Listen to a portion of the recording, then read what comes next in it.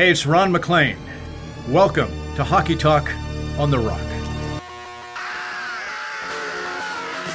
With Lara and Keith. It's interesting. So let's back up a second. He played absolutely out of his mind. It made no sense to me. And now, here are your hosts. All right, we are back doing Hockey Talk on the Rock, episode number 102. We are currently on the train in Austria from Italy, reunited once again, and we're going to bring a little episode about Quinn Hughes being named the 15th captain in franchise history only like an hour ago. Yeah. And talk other couple things. I did think it was kind of fitting. I was going to joke with you because I'm wearing my Canucks top. And then we got the drop of the Quinn Hughes Huggy Bear captain. I like it. I mean, a lot of people wanted Pearson. The contract uncertainty, I get it. Yeah. Other people also wanted JT Miller. Yeah. I feel like there was a lot of divisiveness with him, especially when Horvat was on the team. Yeah. You can't really pick someone who's divisive, so... Yeah, and I think Miller's, like, he's good as an assistant captain. Like, he has the emotion, but I don't think you really necessarily want that from your captain. And I think after Horvat left, it became very clear that Hughes was kind of the leader of the team. Mm-hmm. And, like, yeah, I mean, Pedersen would have been fine, but I personally think that Hughes is better suited for the market with being captain. Like, he'll handle the pressure with the media. He'll be able to kind of deflect a bit with the team. And I think it's really smart and also maybe a bit of a play for the Canucks if they can convince him to stay in Vancouver past his next contract. And, yeah, overall, a really good choice. I mean... I like it. Yeah, I like it, and I think that now you let Peterson do his thing, and hopefully, Hopefully he stays. He stays, yeah. Other than that, like a little while ago, a couple weeks ago, Pius Suter signed with the Canucks, a late signing. Yeah. 2 years, $1.6 million per year. Makes me feel really good about like adding that center depth, because with Bluger and Oman as their 3C, 4C, I was not that confident, but now throwing Suter into that mix, it feels like they're a lot deeper down the middle. Yeah, I agree with you there as well. Pius Suter was actually someone that I really wanted them to sign at the beginning of free agency, and then when they signed Bluger, I was like, oh, I bet you now they don't do Suter. So the fact that they made Suter work, I'm really excited about, because I think he does have some offensive upside, whereas Teddy Bluger, like, yeah, he's a good bottom six forward, but I don't really think can be relied upon to produce offense. Mm-hmm. And, I mean, I hope for the Canucks that both Podkolzin and Hoglander make the team this year, but, like, it would be kind of cool if they could build a more offensive third line that can chip in, because we haven't had that for a few years. Yeah, for sure. No, it'll be good. It'll be interesting to see what they do with all those forwards. Yeah, and Tyler Myers still too. That's the other thing. Tyler Myers probably going to be with the Canucks all year, if not to most way through the year. Yeah. Tanner Pearson's injury. He is skating again now, though. Right. So that's another like. A lot of wingers. If he's healthy. Yeah. It'll be good to see what happens in training camp. I've got faith. I've got faith in the team this year. You're much more positive than me, but I hope that you are right. Gotta be. Yeah. So, on that note, Canucks make the playoffs, yes or no? I'm going to say no. I think they just I'm going to say missed. yes, let's go. Canucks make the playoffs. I think Seattle will take a step back. I think they were a team that everything broke their way last year. Yeah. And, like, LA is good, Edmonton's good. I think Calgary's a really hard one to judge, too, because what are they doing? Yeah, scratching and clawing. Yeah. Trying to hold on, but I think Markstrom's on the decline big time. I think players like Tanev are going to be on the decline. They lost to Foley. I think Huberdeau will be better, though. I don't think he'll be as bad as he was with Sutter. And I don't know if they keep Lindholm. Like, they're a hard team to judge. Their defense is still all right for now. Mm-hmm. I agree with you. I don't see Seattle making it. I think they finish below Vancouver, but I don't think either team makes the playoffs. And Vegas will be up there. Vegas will be up there. Edmonton will be up there. I think LA. I do think better. Vancouver will be a wild card team, but I think they'll make it. I don't know. I think they just missed. That's my prediction. And they're going to get an astounding year from Demko. Well, they have to. Yeah, they will. And that's my prediction for that. Okay. Austin Matthews signed a record-breaking contract. That was somehow still team friendly. I don't know if I agree with both, but this is how it's being sold. Yeah, so what was it, 4 years? 4 years at 13.25? 13.25. And so he can sign another deal basically when he's 31 or 32 and then see where he goes. I mean, I think for the Leafs, not as a Leafs fan, but just in general, they needed to have it out of the way to start the season because otherwise it was going to be too big of a thing for them to talk about all year and then in the locker room and everything. I mean, it kind of tied into that, like Sheldon Keefe getting the extension. Right. I think that, to me, like, it's not surprising because they were going to bring him back, and you don't bring him back as the lame duck coach and everything. But after the way they lost in the playoffs last year, that was my prediction, was that Keefe would be out and that, probably Dubas would have stayed. Right. So I think it's kind of funny how it worked in reverse. But on that note, I don't think much of Keefe as a coach, and I think that he's a bit overrated, and it showed in the playoffs where he couldn't. I just feel like he's been outcoached in even in the Tampa series, I feel like he was outcoached. Anyway, sidebar, but the Matthews deal for the Leafs, I guess, is good. We'll see what happens with Nylander. We'll see what happens with Marner in a year. Mm-hmm. But the cap better go up. The cap better go up. Yeah, it's smart for him to take the 4-year deal. Yeah, after super the 5-year smart for him. deal.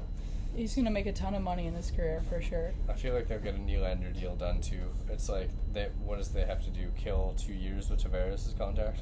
Yeah, but I still think if they re-sign Nylander, again, I'm not a Leafs fan. They can do whatever they want, but I just think they're insane for doing the same thing. Mm-hmm. And if they give Nylander what he wants, which is evidently $10 million, they could completely reconstruct their defense if you took that money and did something else with it.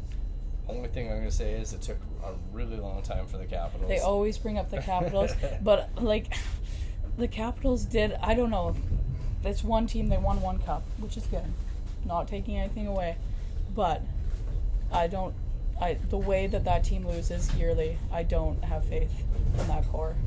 Time will tell. Time will tell. Coming out of the East and coming out of the West. Yeah. Early predictions. Okay, so I told you in the West, I think I see Colorado going back.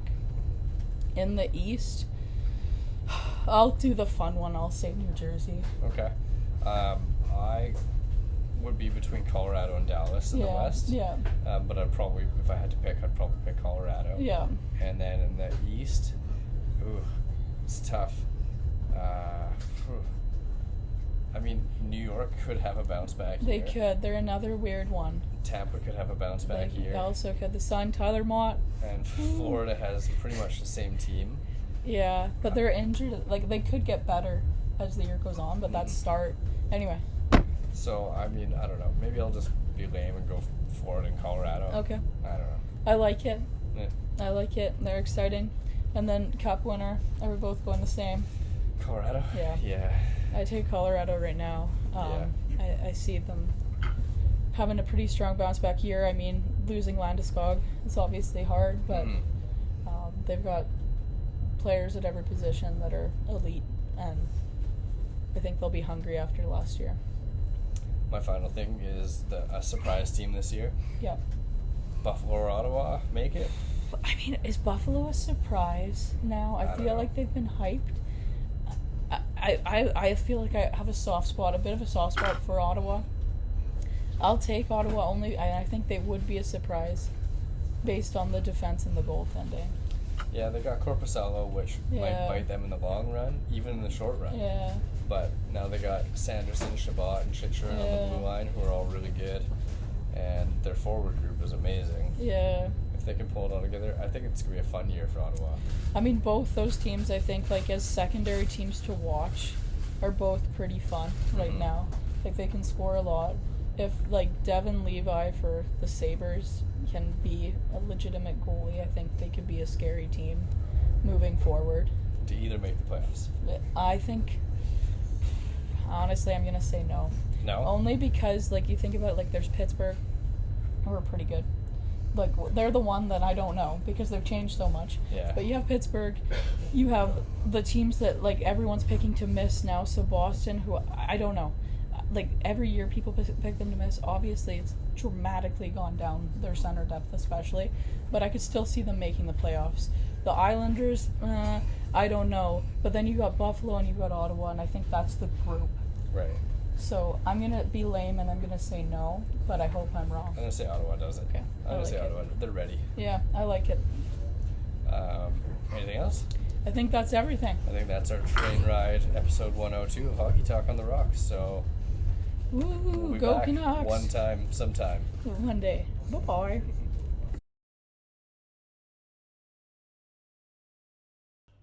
Okay, hey Canucks fans, it is Lara by herself, but I just thought I would pop in to say a couple of thoughts about the Tanner Pearson trade, because that happened after we recorded on the train in Austria.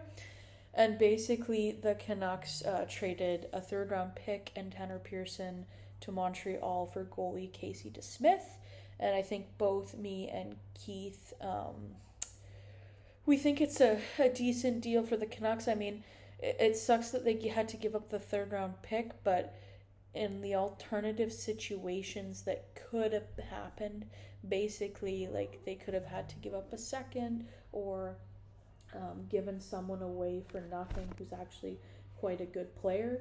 I think it's all right, especially considering the fact that they get back to Smith, who the Canucks needed a backup goalie. They needed someone better than Spencer Martin. So hopefully he works out. I do have some small doubts, only because we've seen established backups like Halak, like Holtby in the Canucks organization the last few years, and they've been terrible. So hopefully DeSmith does better than that, and hopefully Demko stays healthy this year, and we don't need to see a ton of DeSmith or Martin, and let Silos develop in the minors.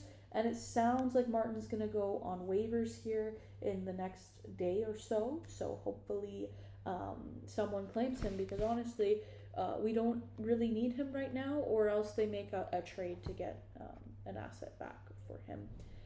But there are a lot of goalies that are going to go on waivers here, so we'll see what happens there. Other than that, the Canucks have played 2 preseason games. They've lost both, but one of them was much worse than the other. That was 10-0 to Calgary.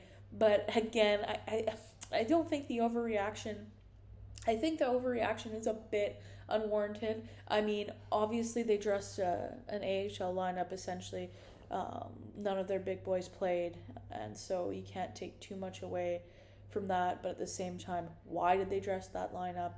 I don't know. But last night they played Edmonton and they lost 2-1. But it's Edmonton, and both teams dressed pretty good NHL rosters. So all in all, it's not bad, not freaking out. The quick thing here is that we also learned yesterday that Luongo's not going to have his jersey number retired, but he's going to go into the Ring of Honor this December. Now, I love Luongo. I think he's the greatest goalie we've ever had. I think if you talk about the reason for him not getting it retired is because Kirk McLean also wore number 1, you're insane, because one of those goalies was... career-wise was substantially better, and it's Luongo. However, I also argue quite a lot about how the Canucks have too many jersey numbers retired for a team that hasn't won anything. And so I think it's weird that they're doing it with Luongo, that they're not retiring his number, but I'm okay with them not retiring his number just because we've retired too many already. So, yeah, that's kind of where I'm at with that.